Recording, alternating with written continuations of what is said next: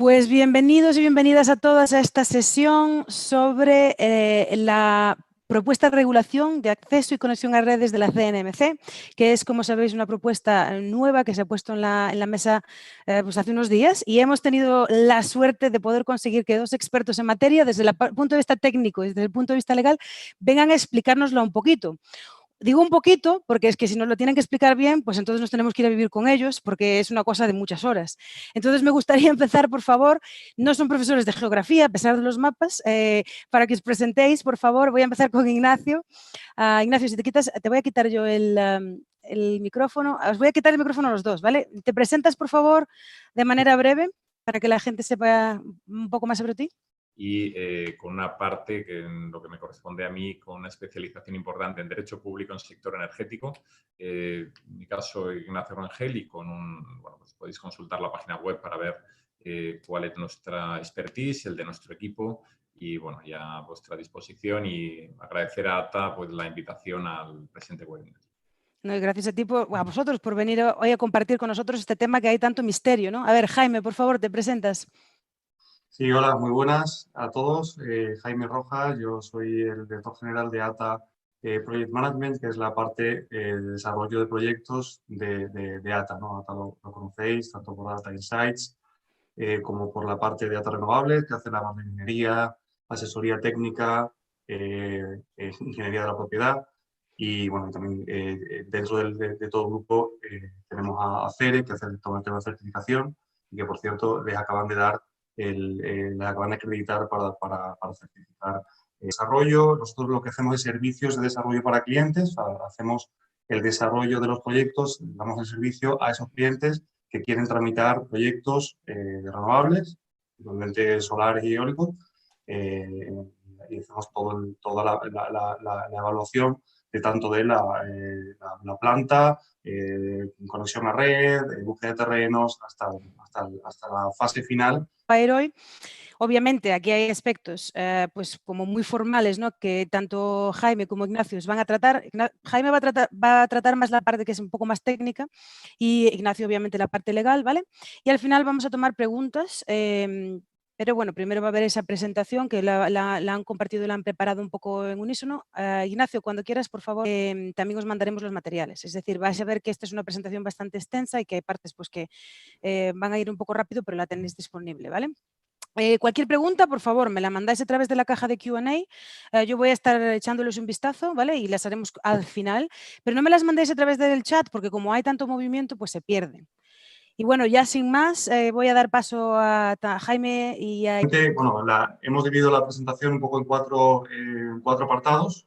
El primero, quizá un poco una introducción y explicar un poco qué son esos permisos de acceso y conexión, qué representan dentro de la tramitación y un poco por qué realmente ahora mismo están tan demandados, porque hay tanta demanda de puntos. Luego hablaríamos de cuál es el contexto regulatorio, dónde ha venido toda esa tramitación. Queremos explicaros un poco que realmente el proceso de regulación de un proyecto pues, ha sido a través de muchísima normativa. La normativa se va modificando y se va adaptando a esas situaciones que se van dando. Luego iríamos un poco a los puntos claves, a dónde afecta realmente esta nueva circular, esta propuesta de circular dentro del esquema general, como en la realidad, en mi día a día, cómo le afecta a mi proyecto, y luego un poco pues, ver los siguientes pasos dentro de esa tramitación y un poco las distintos pasos que tienen a seguir de las aprobaciones, el procedimiento y la competencia de la... Vamos a entrar un poco en lo que, lo que sería una red. Aquí la principal característica de las redes en estos momentos es que ha habido una evolución importante en los últimos años y la va a seguir habiendo. Aquí estamos hablando de que empezó una generación muy de la generación muy cerca del consumo, y luego se están añadiendo pues, otra serie de componentes pues, de un combustible fósil que puede generar en cualquier momento o nuclear, pues tiene una componente de fluctuación que hay que integrar dentro de esa red. Cualquiera, de alguna forma, puede tener posibilidad de acceder tanto para generar como para consumir, o ambas, ¿vale? Para que ahí luego todos los criterios de autocontrol y quién debe modificar todo eso, ¿no? Pues vamos a intentar orientar esta explicación de los procedimientos a que entendáis cómo se aplican en los distintos casos de los proyectos. De transición energética, pero también ha habido una componente económica muy importante, y es que el precio de la energía de la generación renovable ha bajado muchísimo en los últimos años, ¿no? Se ha debido de los primeros años que empezamos en el sector a instalar fotovoltaica, los primeros años del principio del siglo, pues ha habido una evolución y ya se ha dividido el precio por 10 o por 15 en la fotovoltaica, ¿no? En eólica un poco menos, pero en otras tecnologías quizá un poco menos, pero ha habido, realmente ha pasado de ser una demanda que es dependiente de unas ayudas a ya ser una generación pues totalmente autónoma, ¿no? Y ahí podéis ver esa evolución de cómo se ha ido aumentando mensualmente, esto es cada mes, cuándo han ido las peticiones de acceso a la red, ¿no? Se han multiplicado exponencialmente y realmente ha habido una demanda principal de fotovoltaico, el eólico ha aumentado un poquito y del resto de tecnologías pues prácticamente se han mantenido igual, ¿no? Y como veis también hay un rechazo. Todas las columnas naranjas son los rechazos porque ya realmente la red no tenía más capacidad para admitir nuevas instalaciones. Sí, en la siguiente presentación sale directamente de la página de Red Eléctrica y es la situación a nivel nacional a fecha 31 de marzo. Ahí podéis ver que ellos dividen la generación en eólica, fotovoltaica, termosolar y otras tecnologías, ¿no? Estamos hablando ya solamente de renovables. Y especialmente ahí veis la cantidad que tiene la generación con potencia autorizada y a potencia no concedida. La primera barra, digamos, es la no concedida y la segunda barra es la que está en estudio, la tercera barra sería la concedida. Y veis la gran diferencia, sobre todo en fotovoltaica, que estamos hablando del orden de 100 gigas rechazados a fecha de 31 de marzo de todas las tramitaciones que no se han podido gestionar. Entonces, este procedimiento o esta circular va intentando pues, que la red sea capaz de gestionar una mayor cantidad de generación. Bueno, y luego quería explicar así muy por encima lo que es la diferencia entre acceso y conexión, porque en algunos casos sí hemos visto que había dudas, ¿no? El acceso lo definen como el derecho de uso de la red y realmente lo tenemos que entender más como un derecho de vertido, de poder exportar energía y que circule por la red. Es un derecho, digamos, un concepto, que tengo derecho de poder utilizar esa red en mi beneficio para poder vender o comprar energía, ¿no? Y el derecho de conexión, estamos ya hablando de instalaciones físicas, sería físicamente dónde me acoplo, en qué condiciones me acoplo y después se tiene la conexión. Pero evidentemente no puedes tener conexión si no tienes acceso. Por eso una parte importante de toda esta tramitación es que el acceso, o sea, se estudia la producción total que se puede inyectar a la red en ese punto que se solicita y de forma simultánea se hace un estudio de cómo afecta a las redes en ese punto y se decide que en ese punto hay capacidad para poder inyectar una determinada energía, ¿no?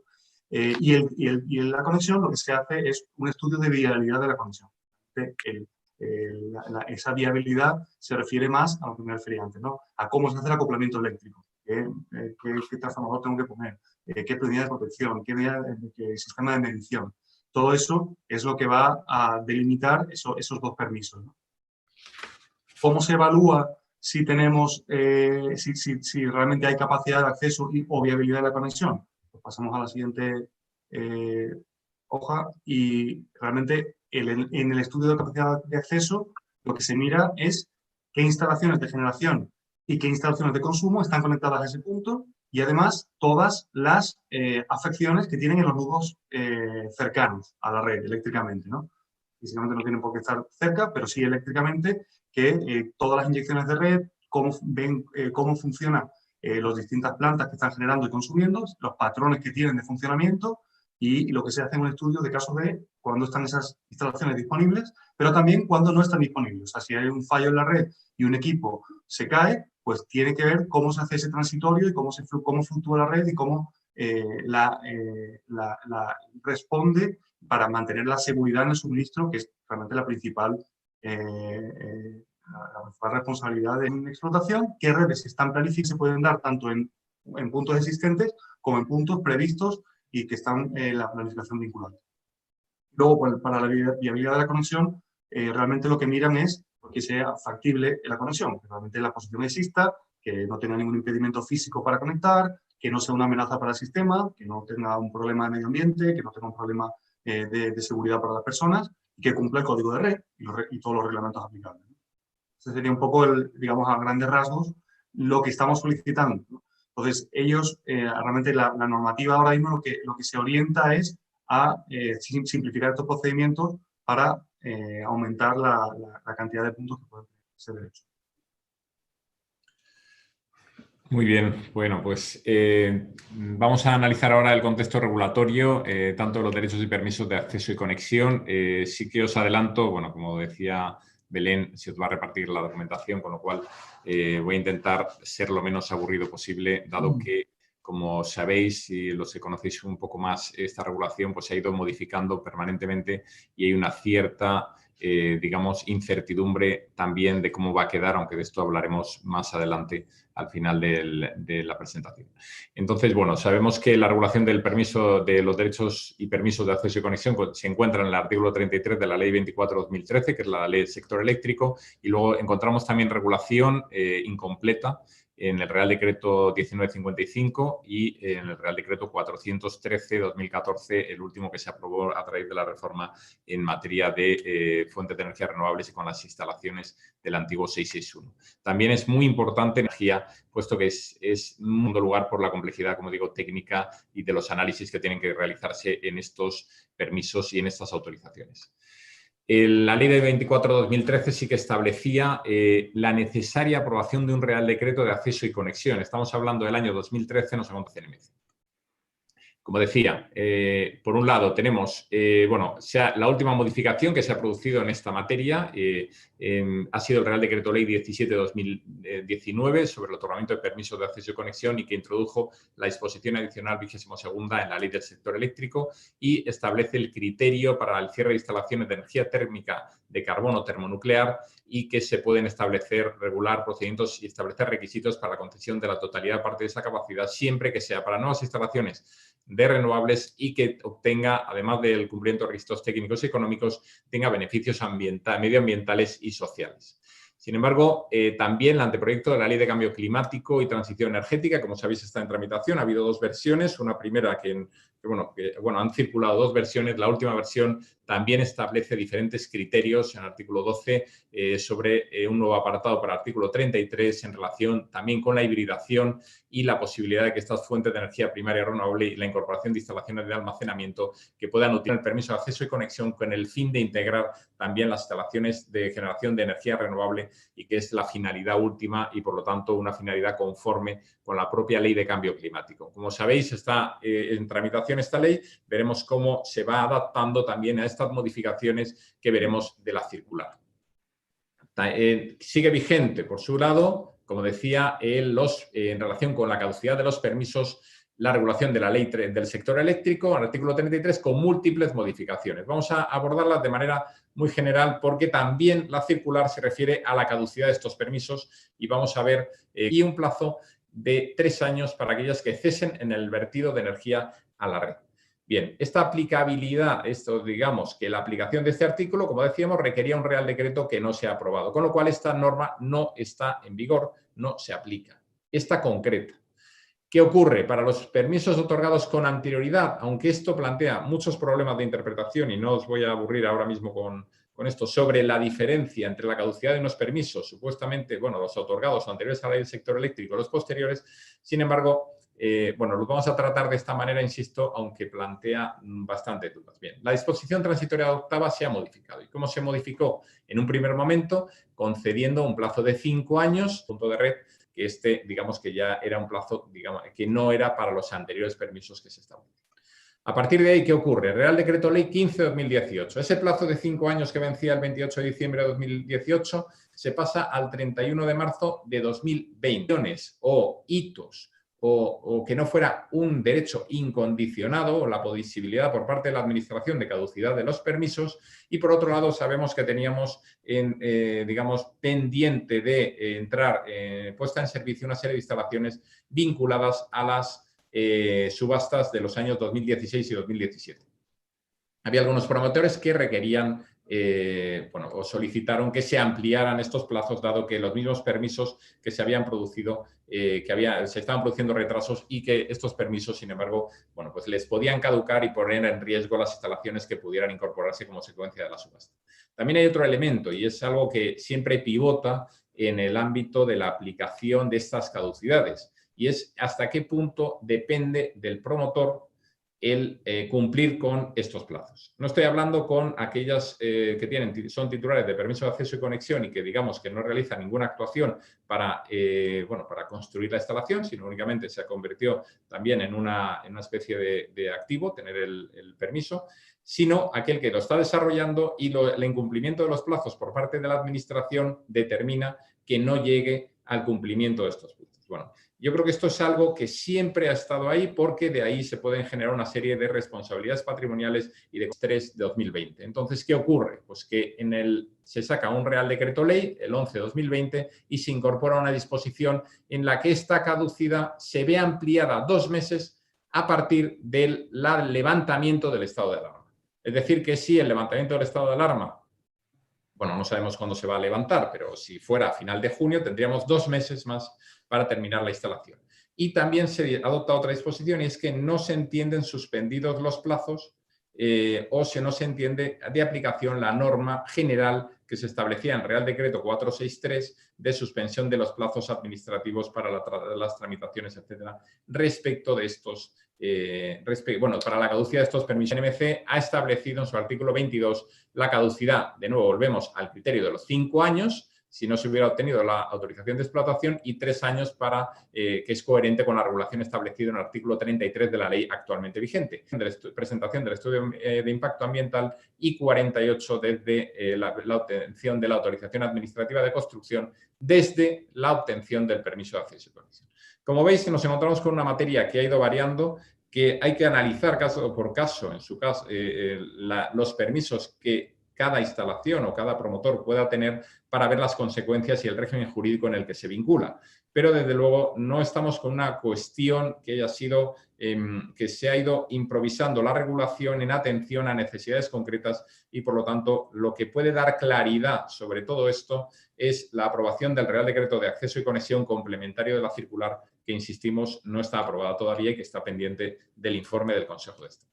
Por lo tanto, yo creo que, bueno, lo que procede en este caso, por lo tanto, es analizar los puntos claves de la circular de la CNMC, y continuaremos luego con unos aspectos más regulatorios. Jaime. Sí, pues vamos a entrar en los puntos claves de la CNMC en ese sentido, de qué es lo que se pretende conseguir en el desarrollo, pero realmente luego tiene unos efectos prácticos que a veces son deseables y otros pueden complicar un poco la tramitación, ¿no?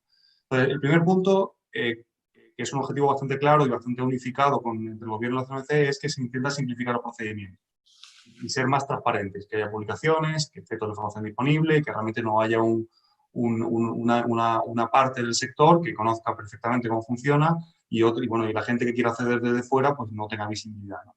Entonces, esa simplificación de la que hablábamos al principio sería pues, permitiendo la tramitación conjunta. La figura del interlocutor de nudo, que es la que está vigente en estos momentos, se propone eliminarla, ¿vale? Esa tiene una doble vertiente, ¿no? Y los que habéis hecho desarrollo de proyectos, pues realmente estamos hablando de una empresa privada que es suele ser la primera que solicita acceso a un nudo determinado, y que esa se erige un poco en interlocutor con el resto de solicitantes, ¿no? De ese nudo. Entonces, tiene una componente de, evidentemente, ayuda, porque unifica criterios y da un poco, permite que la gente se ponga en contacto y que comparta infraestructuras de evacuación, pero luego tiene una componente que realmente es la competencia del resto de empresas y que tiene información privilegiada y está haciendo de intermediario como un organismo público. O sea, que realmente es una figura que tiene un sentido y que bueno, no permite que haya un contacto directo entre los solicitantes y la eléctrica.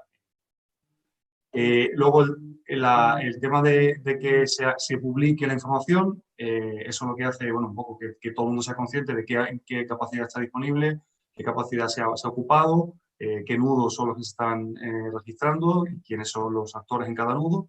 Se intenta hacer un procedimiento abreviado para instalaciones muy pequeñas, 100 kilovatios o menos, y luego que cada vez que se haga un cierre de una instalación de mayor de 200 megavatios, estamos pensando, o está pensando el gobierno aquí en las térmicas, sobre todo de carbón, pues que esa capacidad disponible pues sea pública en un plazo de 15 días para que cualquier promotor pues, pueda pensar en un proyecto o utilizar esa capacidad y que se regule por medio de subasta o por medio que se disponga de cómo hacer uso de esa capacidad. El punto 2, que es la serie de cambios de las solicitudes de conexión, van orientados más bien a intentar limitar esas solicitudes, intentar que los proyectos tengan una cierta madurez y también que sean más ágiles, ¿no? Esos procedimientos se hacen a través de medios electrónicos, el derecho de uso de los terrenos, era un factor limitante, digamos, a la hora de hacer el desarrollo del proyecto. Esto se ha eliminado, esa obligación se ha eliminado, pero por contra sí se ha incluido la necesidad de acreditar que se ha solicitado el estudio de alcance para la evaluación de impacto ambiental, de estudio previo. Eso pues tiene también su componente de avance de desarrollo, pero bueno, tiene también unas ciertas dudas porque estamos hablando de una etapa de la tramitación que es potestativa del solicitante, ¿no? Realmente no es una obligación hacer ese paso. De alguna forma, ahora te están obligando para poder hacer esa solicitud, ¿no? Luego, otra limitación que se ha puesto es que hay un plazo de 40 días desde que se deposita, que ya estaban depositados o que haya... Realmente quieren intentar que cada solicitud vaya asignada a un solo aval, que sigue sin nación. El objetivo aquí es intentar maximizar el uso de la red. Se sigue con la prelación de solicitudes por orden de llegada y esos criterios técnicos, que si queréis entramos después, pero por no extender demasiado, por criterios de cortocircuito, criterios que limitan la afección a los nudos adyacentes, pues esos criterios de alguna forma se suavizan y se aumenta la capacidad. Evidentemente, luego hay otros criterios, por ejemplo, el circuito del 20%, pues tengamos ahora que todas las subestaciones de España pues van a tener multiplicado por 4, llaman en la circular, a toda esa potencia, de alguna forma que se ha liberado y que puede aparecer de pronto en un punto de la red, y que de la red. En el futuro va a haber una obligación de que los promotores compartan esas instalaciones, mediante convenio de resarcimiento para las instalaciones que ya estén construidas y mediante acuerdos para poder hacer el desarrollo conjunto en los nudos de ocupación, ¿no? Y luego, Ignacio, si no importa pasar a la siguiente, estoy hablando ya del punto 4, y luego la definición de la potencia complementaria, que sería otra forma de maximizar el uso de la red mediante renovables, que sería, cuando ya la red está saturada en un punto, ver cómo funcionan las distintas centrales de generación, qué patrón tienen de funcionamiento y ver si a determinadas horas, en determinados momentos, puede haber potencia libre que se puede utilizar y es complementaria a la que ya existe. Por ejemplo, quizás la hibridación, ¿no?, de un eólico con un fotovoltaico, ¿no? Un eólico funciona a determinadas horas, el fotovoltaico funciona a otras, y en un momento dado, con ciertas limitaciones de operación, se puede aumentar. Realmente lo que hace es dar esa caducidad, no solamente a los 5 años, como ya estaba previsto, sino que también en los distintos hitos. ¿Qué va a hacer eso? Pues va a hacer que mucha capacidad se vaya quedando libre a medida que no haya promotores, que ya todos hemos visto, que hay veces que los proyectos pues, no llegan a un fin, pero todo ese tiempo está ocupando capacidad. Bueno, pues se va a limitar para que si no se llega a determinados hitos de avance, pues se pueda quitar la solicitud y liberar la potencia. Además, había un requerimiento que para poder liberar la garantía, pues se tenía que demostrar que había sido una consecuencia, digamos, que no había sido dependiente del promotor, ¿no? Que había sido algo sobrevenido al promotor. en la nueva articulación lo que se dice es que en caso de inadmisión de la solicitud o que no se acepten las condiciones de conexión, no se ejecutaría el aval. Directamente se liberaría el aval y se podría recuperar. ¿Qué permite eso también? Pues que si las condiciones que te han dado de conexión no son las adecuadas, o el proyecto se cae por otro motivo, realmente puedas recuperar desde el minuto 1 ese aval y liberar la capacidad y no tener, pues, como he dicho antes, gente o empresas que si había unas condiciones restrictivas en la vía que permitían o que impedían construir o operar en la planta de forma abierta, o sea, que era achacable al interesado. Entonces, bueno, el siguiente punto, un poco para que veáis los plazos, y realmente estamos intentando reducir los plazos, primero desde la presentación de la aval hasta la presentación de solicitud de permisos, luego hay una subsanación, una única subsanación, también estamos hablando de que el aval, si se presenta, va a la administración primero y luego pues se tiene que recibir por parte de Red Eléctrica, o sea, hay ciertos plazos que se tienen que cumplir y bueno, y yo quizá personalmente lo que aquí los plazos están muy bien, lo que hay que hacer es que se cumplan, ¿no? Forzar de alguna forma a que esos plazos se cumplan. Y luego esas solicitudes que se admiten, pues evidentemente entran en un orden de prelación y se hacen los estudios en base a ellas, ¿no? Luego, bueno, pues dentro de ese análisis, una vez que se concede el acceso o se concede la conexión o se delimitan las condiciones en las que se concede esa conexión, pues se va a hacer una evaluación de costes que la administradora o el proveedor de la red lo que va a hacer es evaluar cuál es el coste e incluso te puede denegar la solicitud si ese coste supera el coste que has previsto. La cosa es que luego hay una cláusula que puedes aceptar ese coste incluso si es superior al que se ha estimado, ¿no? De alguna forma, ¿qué plazos hay para responder? Cuando se haga viable el proyecto, pues se puede renunciar y se recupera el aval sin problema. Jaime, solamente un toque para comunicaros que son ahora las 11:37, que lleváis un poquito más de media hora, ¿vale? Bien, vale. Pero bueno, para que sepáis. Sí, no, bueno, es un poco las conclusiones, un poco es los puntos que hemos hablado. Si quieres pasamos a la última parte. Sí, bueno, pues con el aviso de Belén voy a intentar ser todavía más ejecutivo en la exposición porque yo creo que lo importante, estamos viendo preguntas muy interesantes.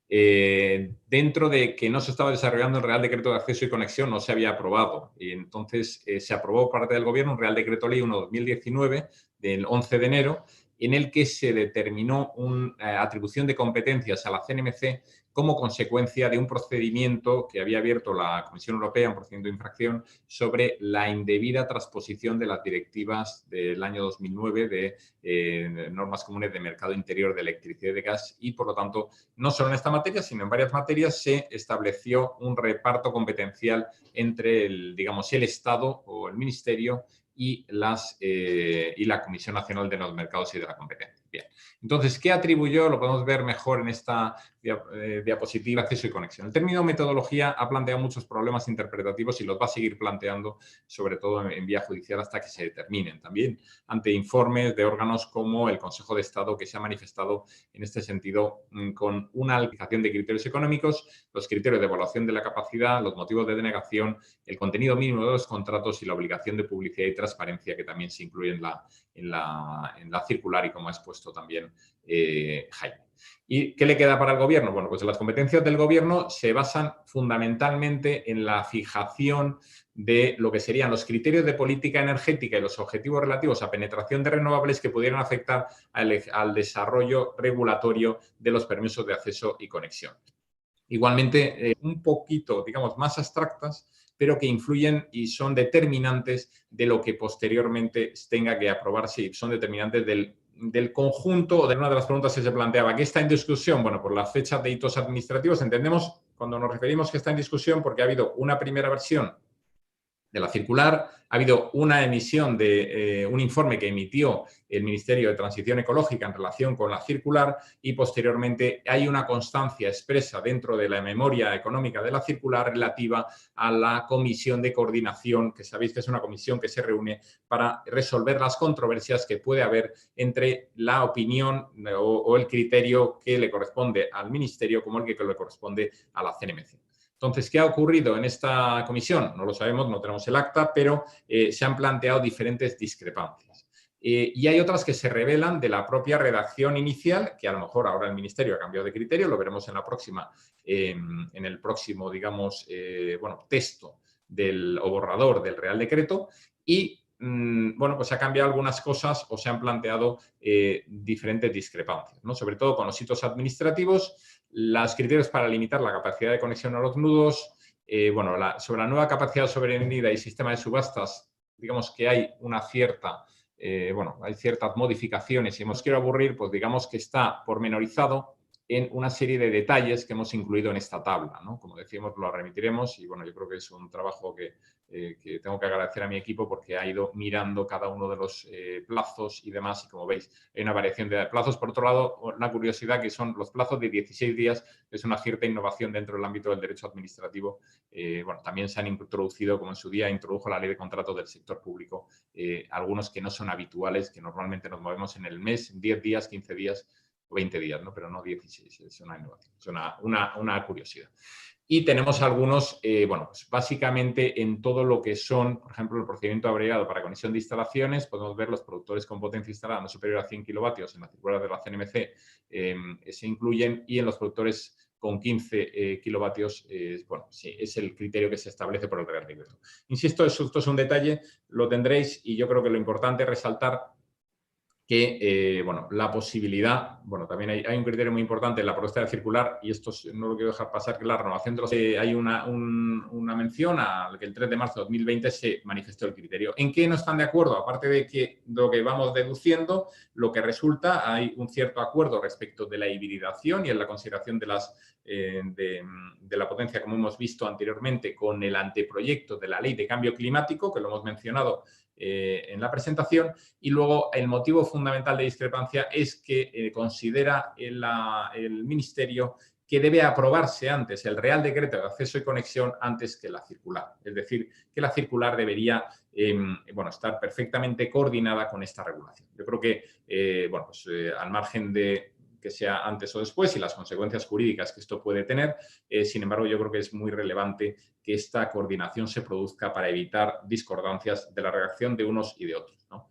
Y además, por una cuestión clave, y es, nos encontramos con la necesidad de que esta norma permanezca en el ordenamiento jurídico de manera, igual que el 1955 ha sido una norma y que podemos criticarla en algunos aspectos, sin embargo, ha sido una norma que se ha mantenido quizá demasiado tiempo, pero el problema que tenemos es cómo se van a resolver, porque una vía, y lo apuntaba la prensa el otro día, es que se resuelvan en vía judicial, y entonces tendríamos, en su caso, al Ministerio recurriendo la circular de la CNMC y a la CNMC recurriendo, en su caso, el Real Decreto de Acceso y Conexión del Gobierno, con lo cual están legitimados ambos y son pleitos que pueden ser muy interesantes, pero que desde luego lo que pueden determinar es una cierta lesión de la seguridad jurídica o sobre todo del desarrollo de proyectos en cuanto a la incertidumbre que puede generar no tener esa normativa clara, ¿no? Yo creo que con esto, hacemos una exposición. Insisto, viendo las preguntas que hay, pues seguramente hay bastantes detalles que estáis pidiendo y que vamos a intentar atender. Y yo creo que, Belén, nos hemos ajustado, nos hemos excedido un poco. Bueno, está bien porque es muy interesante, como tú dices, a pesar de que lo que entiendes tú, Ignacio, como abogado interesante aquí, es posiblemente diferente de lo que entiende mucha de la gente ahí en la audiencia. Quería pedirte que dejaras de compartir, por favor, y recalcar de nuevo que estos materiales van a estar dispuestos de Jaime como de Ignacio, que saben muchísimo más de esto, que todas aquellas dudas más específicas, dudas que podáis tener. Tengo una pregunta general primero para vosotros. Antes, tenemos 57 preguntas abiertas, que son muchísimas, y tenemos, por ahí ponle 10 minutos, un poquito más. Entonces, pero sí, lo que me parece muy importante y que yo creo que muchas empresas aquí van a querer entender es cómo afecta esto el PNIEC, el Plan Nacional de las Energías Renovables, lo que está sucediendo desde Europa del New Energy Deal y demás. Entonces, ¿nos lo podéis un poco contextualizar para que entendamos si ayuda, desayuda o qué es lo que está haciendo? Bueno, me lanzo yo. Yo creo que es la norma más importante, o el conjunto de la regulación de acceso y conexión es lo más importante, la norma más importante que tiene el sistema eléctrico, que necesita el sistema eléctrico ahora para desarrollar lo que es el Plan Nacional Integrado de Energía y Clima. Hace falta que se clarifique esta regulación, que se resuelva, que se pueda tramitar rápidamente, que estén los criterios claros, aquí se avanzan en cierto modo, que la caducidad de los permisos esté también con una regulación clara, y yo creo que es básico para el desarrollo de lo que es, sobre todo, nuevas instalaciones que, desde luego, son de energías renovables para el futuro. Entonces, yo considero que afecta en positivo que se clarifique esta regulación y que se avance en una regulación que, desde luego, pues tiene sus... todavía está en un trámite de alegaciones y demás, y habrá cosas que hay que corregir, pero, desde luego, que se apruebe cuanto antes. Y otra pregunta que os quería hacer es, aquí de Red Eléctrica, dentro de esta, pues no sé, procedimiento de estas leyes que están saliendo, Ignacio, por favor. No, vamos a ver, yo creo que o sea, Red Eléctrica es básica su función y su desarrollo en cuanto como titular de la red de transporte y como TSO, como Transmission System Operator, pero como participante elemental dentro del desarrollo de la red de transporte y también para lo que es la conexión y la garantía y seguridad de suministro, su función es básica. Para mí creo que es elemental y evidente que ellos tienen mucho que decir en esta regulación, al igual que las distribuidoras, en las que son también quienes van a facilitar esta conexión, estos permisos de acceso y conexión. Había una pregunta que decía, el IUN desaparece, pero en el fondo lo veo en el artículo 14 y 20. Bueno, en el fondo le estamos dando la competencia directamente al gestor de red. Y entonces el gestor de red va a ser, desde luego, Red Eléctrica y, desde luego, van a ser también las diferentes distribuidoras respecto de su red interna. Entonces, bueno, aparte yo tengo un pasado en Red Eléctrica que no puedo sino hablar perfectamente de ellos, con lo cual, pero es que es el conocimiento técnico y la capacidad que tienen y luego el desarrollo de proyectos la contribución al desarrollo del proyecto de integración de la renovable pues es ejemplar a nivel mundial, ¿no? Con lo cual no voy a ser yo quien, desde luego, su función la estarán cumpliendo perfectamente y, bueno, aparece luego reflejada en las normas. Ha habido algún grupo de trabajo que se ha conocido, con lo cual ahí pues su participación ha tenido que ser clave para parte de regulación que, desde luego, no deciden ellos, pero que habrán contribuido en la medida que se les haya solicitado. Y yo además quería añadir, Belén, de tema, a nivel de información, o sea, realmente la transparencia a día de hoy realmente la está poniendo Red Eléctrica, o sea, que la información que disponemos del sistema, evidentemente siempre tiene sus pegas, ¿no? Nada es perfecto, ¿no? Pero se actualiza mensualmente, además últimamente lo están haciendo pues cada 2 o 3 semanas, 3 semanas normalmente, ¿no? de final de mes, con lo cual tiene información bastante cercana, completa y, bueno, y en el desarrollo de los proyectos lo importante aquí es tener una respuesta rápida. Esa misma transparencia es la que ahora se está pidiendo a las distribuidoras. En el artículo de esta circular. Hay varias preguntas sobre eso. Sí, lo digo por eso, porque sí. Hay varias preguntas relativas a eso, de, oye, ¿realmente las distribuidoras tienen que publicar esa capacidad? Pues, bueno, se les exige.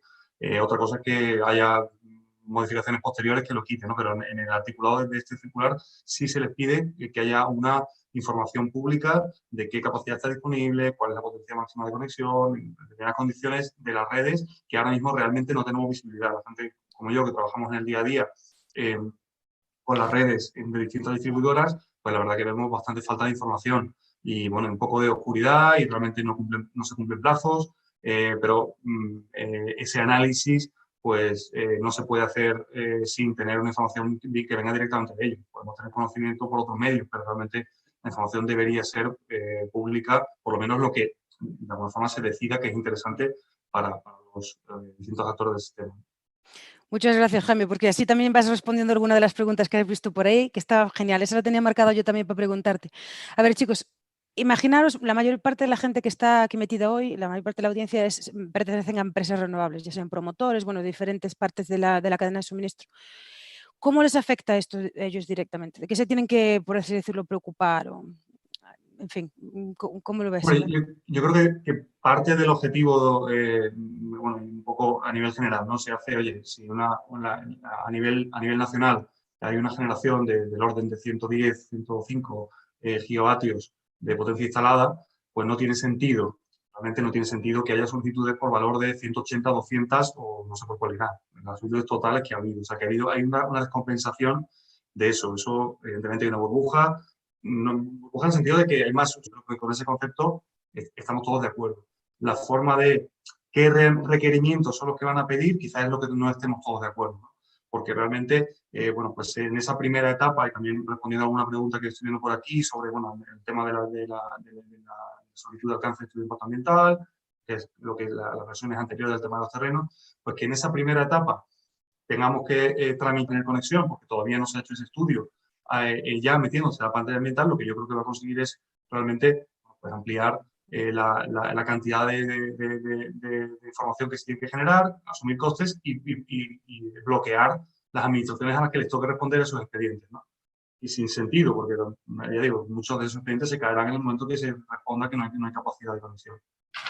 Entonces, ya digo, en ese momento en el que, o sea, tenemos que ser todos conscientes de que realmente la capacidad de los proyectos, a medida que se vayan a ir conectando a red, el interés va a ir decayendo, lógicamente, porque cada vez va a haber más proyectos que están vertiendo a red, los precios se van a ir regulando.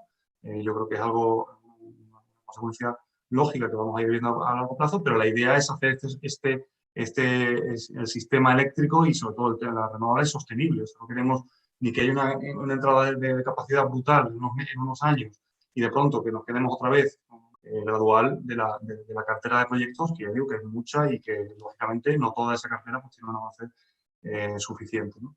Vale.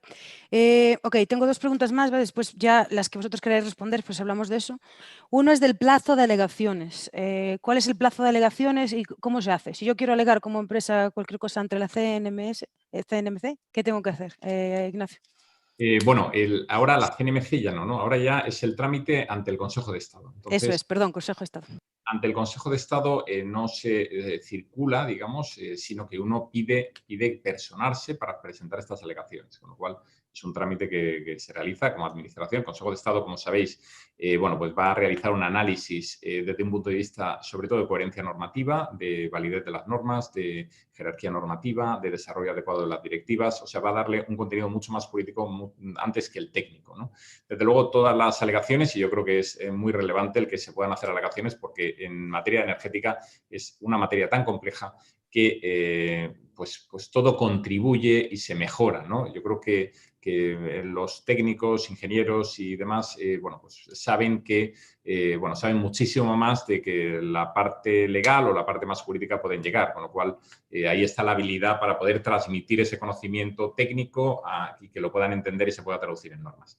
Plazo por decir, bueno, es que no me gusta o no, es que hay cosas que mejorar. Hay preguntas que se refieren, por ejemplo, al ámbito transitorio, ¿no? Me meto en estas porque yo creo que es muy relevante y es algo que está preguntando todo el mundo. Lo primero que tenemos que tener en cuenta es que la circular no se ha aprobado. Con lo cual, ya sé que es algo evidente, pero lo tenemos que tener en cuenta hasta el momento en el que se apruebe.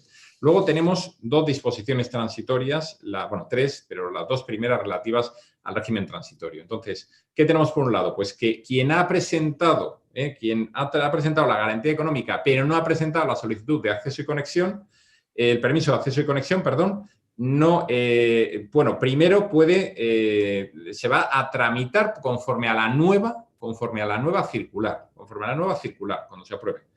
Pero también se le permite una especie, bueno, de salida, ¿no? Se permite yo te puedes salir de aquí sin sufrir la penalidad económica de la ejecución de la garantía.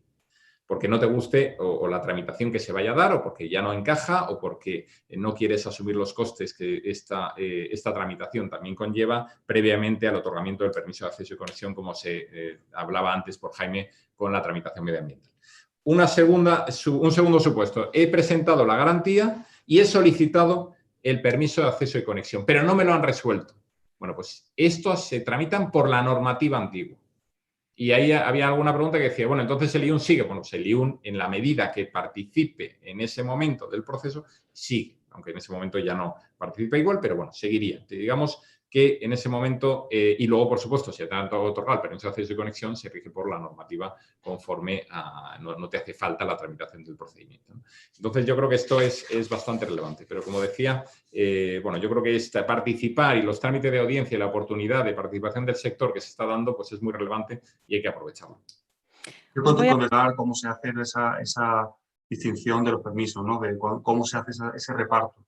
Realmente aquí no es que tú negocies con otro promotor, realmente no está pensado para eso. Quiere decir que cuando hay una respuesta por parte del operador de la red, tanto red eléctrica para la red de transporte como distribuidoras, pues en esa respuesta, si hay posibilidad de tener potencia complementaria, digo, porque se haya hecho un estudio de los patrones de comportamiento de las distintas plantas de generación que confluyen en ese nudo, se puede identificar una posibilidad de evacuación adicional, sujeta a ciertas restricciones. O sea, va a ser el propio operador de red el que responda y diga, oye, pues en este nudo en concreto, o a lo mejor se puede hacer incluso a criterio del interesado, puede preguntar y seguramente pues hará ese análisis un poco más detallado, ¿no? Pero ver si hay capacidad para tener potencia adicional. Esa potencia adicional estaría condicionada, estaría en todo el control, en el que de alguna forma se va a limitar a las plantas que tengan esa potencia complementaria y no a las plantas que tengan de alguna forma el acceso y conexión concedido previamente. O sea, realmente es una limitación solamente para las plantas nuevas, ¿vale? Entonces, bueno, pues eso evidentemente todavía no se ha llegado al caso y tendrá mucho que regularse, ¿no? Pero el concepto un poco es que no se afecte, que no se pueda de alguna forma reducir, si tenga prioridad de evacuación, la planta que ya tiene permiso. Vale, pues os doy un poco cancha para que aquellas preguntas que veáis, no tenemos mucho tiempo, pero bueno, si queréis responder alguna en específico que veáis interesante. Sí, a ver, yo tengo aquí algunas apuntadas muy rápido. ¿Tiene que aceptar las modificaciones que plantea el informe del Consejo de Estado o la CNMC? No es un informe que se dice que es preceptivo, que se tiene que pedir, pero no es vinculante, con lo cual puede apartarse de lo que le diga el Consejo de Estado, sí, pero debería motivarlo y justificarlo.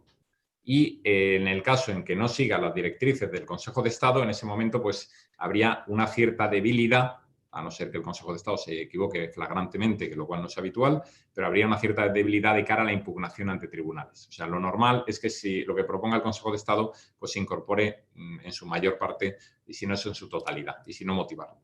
Vamos a ver, más cuestiones. La caducidad de los permisos. Esto es muy interesante porque, bueno, alguno está preguntando, bueno, ¿la caducidad hace falta un acto expreso, un procedimiento específico? Bueno, según lo que se incorpora en la norma, no. Según lo que se incorpora en la ley, tal y como se ha redactado, no. Yo creo que sí, pero no. O sea, no si nos acudimos a la literalidad de la norma, si se pregunta, la literalidad de la norma dice... Porque dice, en el artículo 22.2 dice, va a ejecutar mi garantía, ¿no? Con lo cual, esto es un tema que daría lugar a un webinar. Y luego, ¿quién es el competente? Pues ahí viene otro de los problemas, porque en teoría tiene que caducarte la garantía el permiso aquel que te lo ha dado. El hecho de fallar o que haya que repetir algún estudio o que haya que no esté a tiempo de estudio, pues tengamos una caducidad de un permiso que realmente cuesta mucho conseguir, ¿no? Ok, chicos, ¿alguna cosa así más? Ignacio, sí, dime. Subastas, hay referencias a las subastas, ¿no? La verdad es que, bueno, se dice que el objeto de la subasta o el producto objeto de la subasta será la potencia instalada y bueno, y no se dice mucho más, en el sentido que queda pendiente la tramitación o, digamos, la convocatoria y reglas de la subasta queda pendiente de la aprobación por parte de la CNMC. Con lo cual, se planteaba también, bueno, ¿y lo que se recaude aquí, dónde irá? Pues se supone que irá al sistema eléctrico, en ese punto, ¿no? Se planteaban también si los plazos son inamovibles. A ver, según, tal y como está la redacción de moderación o de graduación, ¿no? También se preguntaba, bueno, entonces ¿se van a atrever a ejecutar todos los avales que queden pendientes y demás? Es que, a ver, yo lo que creo en estas cuestiones es que hay que estudiar caso por caso, hay que ver, desde luego, no es la misma situación aquel que está desarrollando proyectos que aquel que no ha desarrollado nada del proyecto. No es la misma situación, aunque la norma lo trata igual. Es que llega la fecha y da igual lo que te haya pasado. Oiga, si es que ha sido de analizarlo a fondo y demás, porque desde luego las normas no coinciden con lo que son, digamos, el conjunto de otras normas del derecho que amparan y que protegen intereses, ¿no? Entonces, bueno, no sé, hay tantas preguntas.